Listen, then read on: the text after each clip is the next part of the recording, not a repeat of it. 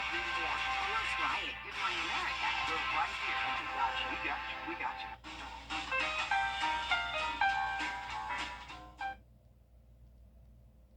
I hope you had an awesome Mother's Day weekend. The weather was beautiful, but things are about to change. The clouds are taking over tomorrow with those rain chances going up. Not only tomorrow, but pretty much all this week. I'll have all these details coming up. Right now on News Channel 6 at 11, a local college held their 2024 commencement ceremony today. How the event was extra special for some students and their moms. Plus, today is Mother's Day. How the holiday impacts local forests. We have those details. And why a proposed landfill project is causing concern in Aiken County. We'll explain as your news at 11 starts right now. Live from Television Park, this is WJBF News Channel 6 at 11.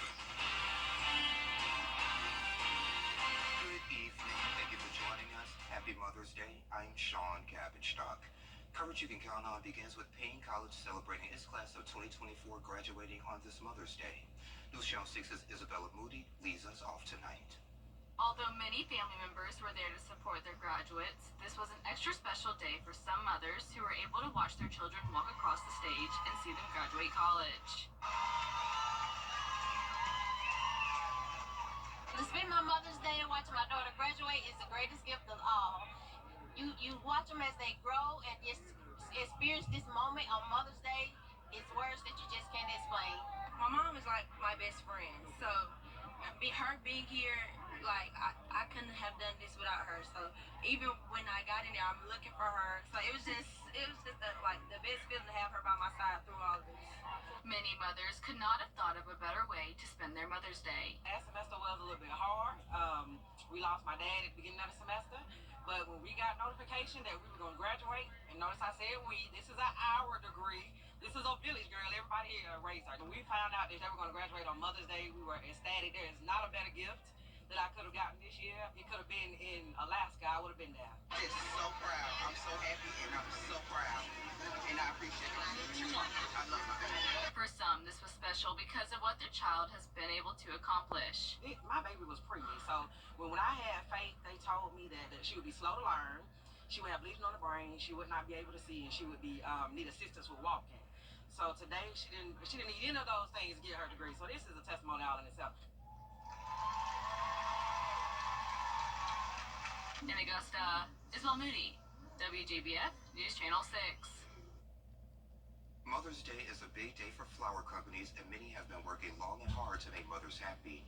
Martina's Flowers and Gifts note this is one of their busiest days of the year.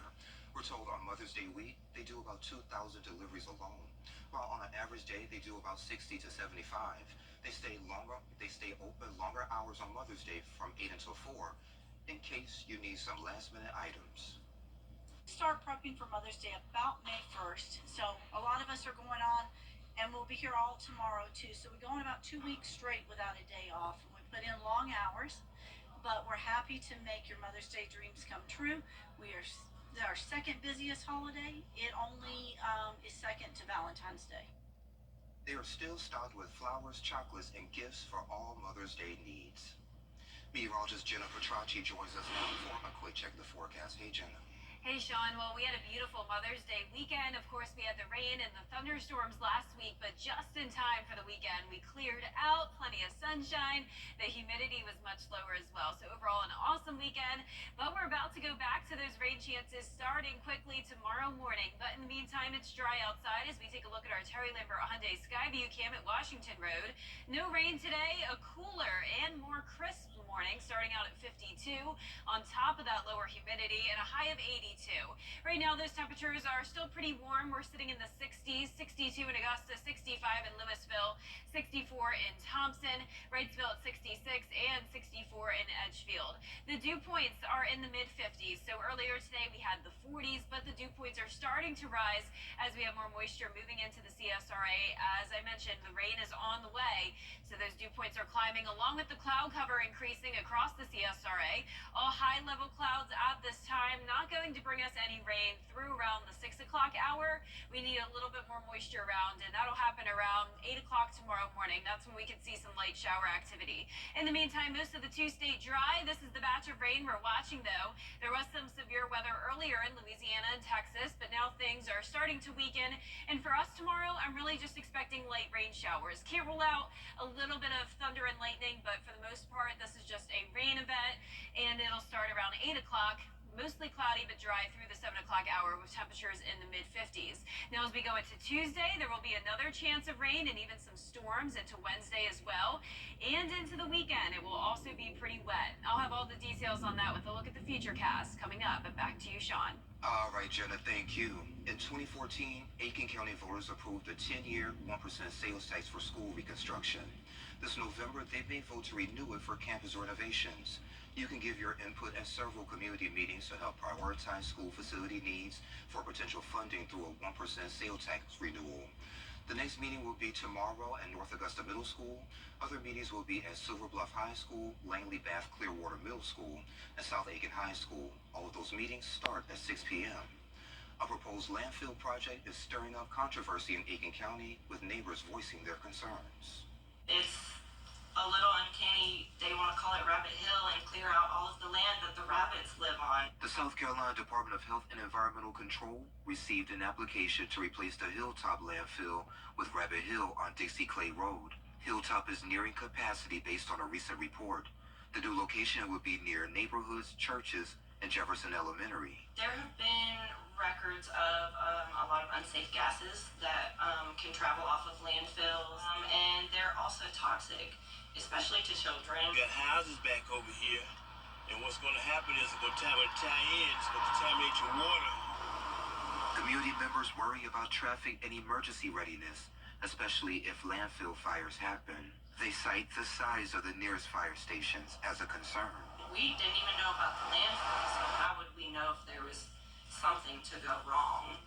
I think we definitely need an emergency evacuation plan in for the school at the very least. Maybe even for the community too. They want the chance to speak with the developer to discuss concerns and propose another solution. Please, for our kids, would you extend the buffer another 500 feet? Would you leave all of that vegetation, the buffer, would you leave it vegetation between the school and between the landfill? Would you install these groundwater devices that continuously monitor for groundwater contamination? Well, it should be moved somewhere else. Where it should go, I don't know, but it should be in a deserted area where there's no houses or nothing around, not near a school. DX says they're still deciding if they will move forward with the project. Meanwhile, a Facebook group and an online petition aimed at halting the effort are gaining traction. The links are on WJBF.com. In Columbia County, some big changes are being proposed to the fiscal year 2025 budget for the school district. It includes a $3,000 increase for teacher salaries that will bring the starting salary for a first-year teacher to just more than $50,000. There could also be a $4.5 million increase in employee health insurance policies next year. That's something we have been worried about. We've seen large increases the last 4 or 5 years in the cost of that health insurance program. That's going up this year, and it's going to go up again the next couple of years. So we are going to be challenged with that. But when we develop our budget, we also do this on a 5-year plan. So we know this is something we can sustain. The budget will be presented again Tuesday, May 14th at a public meeting. Final approval is expected on May 28th. Augusta city leaders are still working to fill an important department position. In February, Maurice McDowell resigned as the Parks and Recreation Department Director. 16 qualified candidates have been identified in the search for his replacement, but commissioners have voted to not move forward with the search for 2 months. That will allow time for a work session and an audit of the department. We just want to make sure we get everything in the house in order before we hire someone. I'd hate to hire someone and then make a bunch of changes to what they anticipate from a job description standpoint. So it's important, I think, that we go ahead and have this work session to get things ironed out. The request for bids from the auditing firm closed Tuesday. Once the proposal is evaluated, a candidate will be presented to commissioners for final approval. Once that's completed, Franklin says the audit is expected to take about 60 days. Early voting is underway here in Georgia for the primary. You can cast your ballot in Richmond County at the Municipal Building only from 8:30 until 6. In Columbia County, you can vote from 9 until 5 at Building G3 in Evans and the former UG Creek Library in Grovetown. Early voting ends on May 17th. Election day is May 21st. This week on Jenny, we're talking about cataracts, what they are, who gets them, and the treatment options that are available here in Augusta. Dr. Ryan Smith has been practicing ophthalmology for nearly 20 years. He tells us how cataracts are just a part of the aging process and goes over options for removing them. He says cataract surgery is quick and you only need to do it once. Yep, one time, because you remove the natural lens of the eye. And so once that natural lens is removed, it won't regrow. You actually replace it with an artificial lens. So you know, sometimes people will say, oh, I didn't know you put something in there. If you take something out, you got to replace it with something that's nice and clear, but it is artificial. And because it's artificial, it's not going to age like our natural lens does. It will stay sharp for you. And you can see Dr. Smith is very reassuring about the procedure to remove cataracts. We'll also hear from a couple of Lincoln County classmates from the class of 1974. They were the first to integrate class, and now 50 years later, they're celebrating how far they've come. It's coming up Tuesday, 12:30 on Jenny. It was a nice, dry, and sunny Mother's Day weekend, but we're back to the clouds and the rain tomorrow. Mostly light showers all this week, but we will have some heavy downpours and a low and threat of severe weather. I'll break down all those details when we return.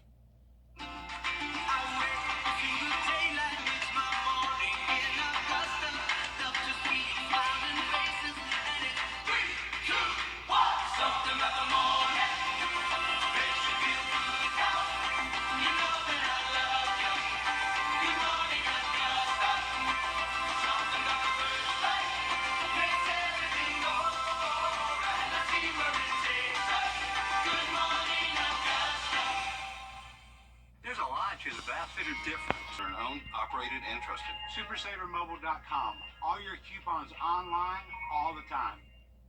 The Live 5 for 6 Skyview Network, sponsored by Terry Lambert Hyundai. Now, your most accurate forecast with WJBF Live 5 for 6. Welcome back. I hope you enjoyed your Mother's Day weekend. If you celebrate, but I don't celebrate, but I was celebrating the weather, and it was perfect this weekend. Really couldn't have beat it. Here's a look now at our Terry Lambert Hyundai Skyview cam outside the station. It is dry tonight, and it's pretty mild. We're sitting in the 60s, 62 now in Augusta. Calm winds, dew points are in the mid-50s, and around the CSRA, pretty consistent, anywhere from around 62 to 66 degrees. 64 in Sparta, 65 in Crawfordville. Edgefield, you're at 63, 64 in Bamberg, and 63 in Sylvania. Satellite and radar showing pretty widespread cloud cover across the region, all just high-level clouds. We don't have a lot of moisture that has moved in just yet. High pressure still keeping us dry, but we do have this batch of rain out to the west of us, and most of this is light activity, and that's what will continue to move into our direction starting tomorrow. That's when our rain chances increase. So starting out around 6 a.m. dry and in the mid-50s, we'll climb into the mid-70s throughout the afternoon, and that's where we'll peak. So we won't make it into the 80s tomorrow, and that's because the cloud cover will be very dense, and it will also be pretty wet. Rain chances up to 60% Monday, 90% for Tuesday, and even some storms into Wednesday. Now, if you want to go out and enjoy the sunshine, I highly recommend Thursday, because even into the weekend, those rain chances are already looking pretty high. So I'm going to walk us through a very long feature cast here, starting tomorrow at 6 a.m.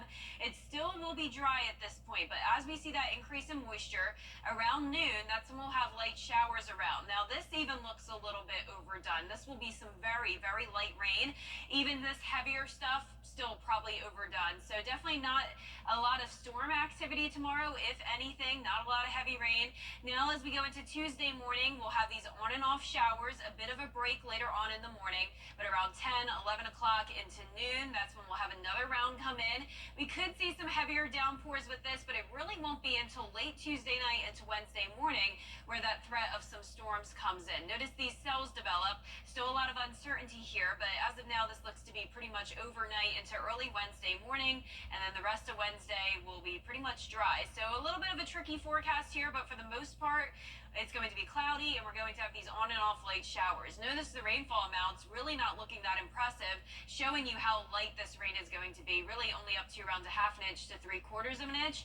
Now, the Storm Prediction Center has placed us under a marginal risk of severe weather Monday through Tuesday, just in case, but as I mentioned, really not looking that impressive when it comes to storms. A little bit more of a widespread marginal risk for Tuesday into Wednesday, but I'm giving those threats all a very low chance. Now, I'm definitely hoping the rain holds off or at least stays light on Tuesday, because I'll be at SRP Park for their Education Day, so be sure to join me there. There'll be a lot of students for my on-air presentation and even throwing the first pitch. So definitely looking forward to that, and I need it to stay dry. But once again, the rain chances are high Monday through Wednesday. Sunshine on Thursday, warm temperatures all this week, more rain and storms this weekend. Back to you, Sean. All right, Jenna, thank you. Coming up, school districts across the country brace for a massive round of teacher layoffs. We'll have those details when we return. Are you ready to advance? The WJBF Live Viper 6 Skyview Network is sponsored by Terry Lambert Hyundai. Low prices, big selection, and committed to quality customer service. As we reach the end of the school year, school districts across the nation are bracing for a massive round of teacher layoffs. Schools have already been dealing with declining enrollments and inflation, but now federal funding passed during the pandemic is set to expire. Here's Morgan Norwood. Tonight, school districts from coast to coast bracing for possible teacher layoffs, as opposed to continued government. Tensions running high in Ann Arbor, Michigan. Dozens rallying against the school board's decision to cut teachers. Say, when will we know if this is going to happen? And do it directly and clearly so I can go to sleep tonight. In Hamburg, New York, district leaders approving a budget that includes layoffs for 20 employees, including 13 teachers. The last thing in the world we want to do is lay off a single teacher, a single maintenance mechanic or custodian or teacher aide. We need to make sure that our revenues, our enrollment, our staffing are all in balance. And this budget does that. And in Los Angeles, America's second largest school district, mounting concern for what budget cuts could mean for the city's teachers and students. It's unfortunate and disappointing. A critical factor in some of these budget battles, $190 billion in federal pandemic relief funding approved in 2020 and 2021 that some districts used to bolster their staff, now set up to dry this September. The federal funding is coming to an end this fall. Another reason is increasing inflation costs and costs of things like healthcare and education. And another reason is declining student enrollments in our K-12 public school systems. So this kind of combination of factors has really created the perfect storm. And experts say students in lower income districts could feel the brunt of these layoffs, but look, this fight is far from over. The National Education Association, the country's largest labor union, is demanding that state, federal, local leaders come up with a solution that serves both educators and their students. I'm Morgan Norwood, ABC News, New York. Coming up, a local softball team looks to win another state title, and a familiar face won her second event on the LPGA Tour. Kira Goldstein has sports next. Can you really count on your employer to take care of you? Call. Augusta University College of Nursing is proud to honor and celebrate our remarkable nurses this Nurses Week. WJBF sports coverage you can count on. The North Augusta softball team is still alive in the SCHSL 4A Upper State Tournament, and they're looking to add another state title to their resume. The Yellow Jackets fell to York early on in the tournament, which dropped them down to the losers bracket, but then they beat Indian Land 8-2 on Friday, which means they've advanced to the Upper State Finals against the team they lost to, the York Cougars. Head coach Lindsey Jones says she's confident her team has what it takes to get the job done.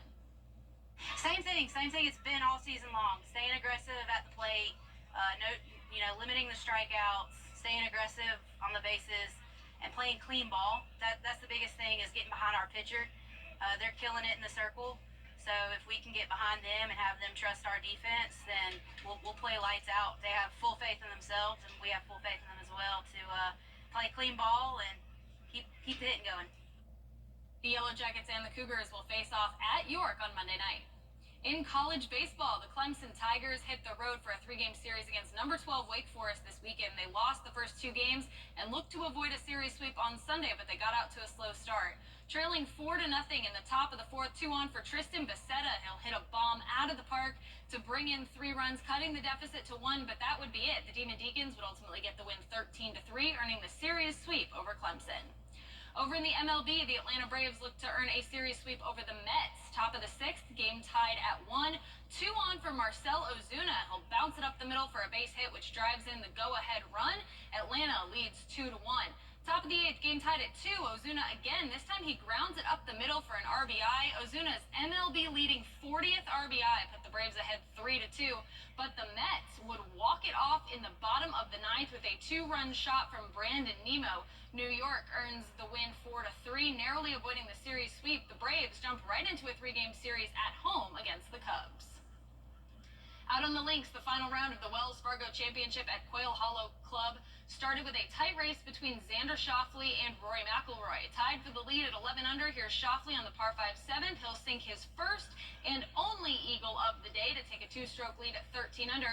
But Rory McIlroy has 3 Wells Fargo Championship wins under his belt. He's looking to make it 4. By the 15th hole, Rory had amassed a 5-stroke lead, and from the fairway bunker on 15, McIlroy is able to punch out, get it to drop, an amazing shot. He would go on to win by 5 shots. Rory McIlroy wins his 4th career Wells Fargo Championship. And on the LPGA Tour, former ANWA winner Rose Zhang came into the final round of the Cognizant Founders Cup trailing by 1 stroke. Zhang birdied 4 of the final 5 holes to overcome a 3-shot deficit in a thrilling final round duel against Madeline Sagstrom. With the win, Rose Zhang ends Nelly Korda's record-tying LPGA Tour winning streak, and she notches her 2nd career win on tour. Here's what she had to say after her victory. I never gave up.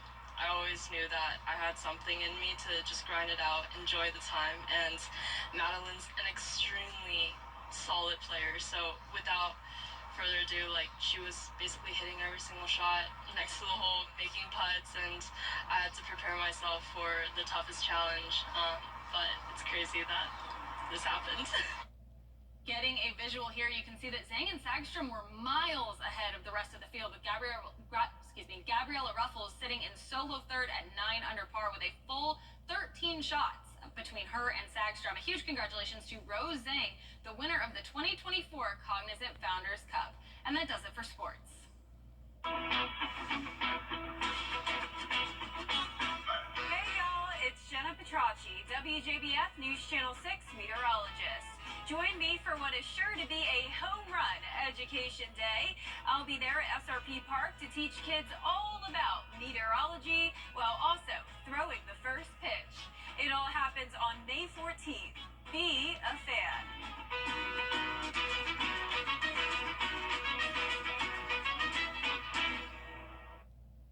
WJBF News Channel 6 proudly with Attorney M. Austin Jackson, the Augusta Guy, for legal insights every Monday and Tuesday afternoon. Don't miss the Legal Minute, brought to you by M. Austin Jackson, attorney at law. It is time for a final check of the forecast. Here's another look at that 10-day. We have cloudy skies pretty much most of this week with the exception of Thursday. Some pretty high rain chances starting tomorrow.